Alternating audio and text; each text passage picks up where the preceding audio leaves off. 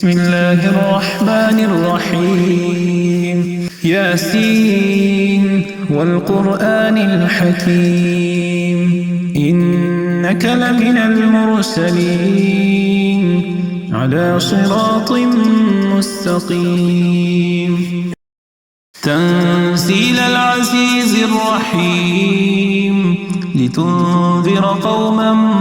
ما أنذر آباؤهم فهم غافلون لقد حق القول على أكثرهم فهم لا يؤمنون إنا جعلنا في أعناقهم أغلالا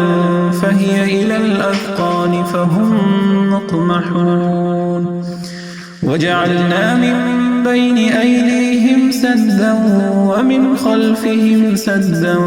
فأغشيناهم فهم لا يبصرون وسواء عليهم أأنذرتهم أم لم تنذرهم لا يؤمنون إنما تنذر من اتبع الذكر وخشي الرحمن بالغيب فبشره بمغفرة وأجر كريم إنا نحن نحيي الموتى ونكتب ما قدموا وآثارهم وكل شيء أحصيناه في إمام مبين واضرب لهم مثلا أصحاب القرية إذ جاءها المرسلون إذ أرسلنا إليهم اثنين فكذبوهما فعززنا بثالث فقالوا إنا إليكم مرسلون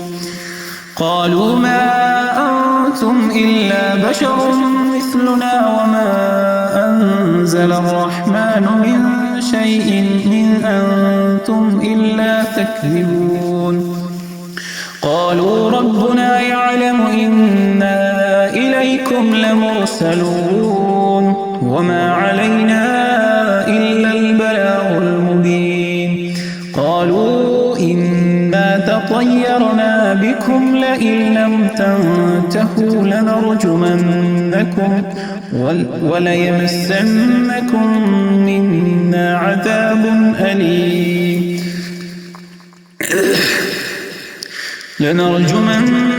وليمسنكم منا عذاب أليم قالوا طائركم معكم أئن ذكرتم بل أنتم قوم مسرفون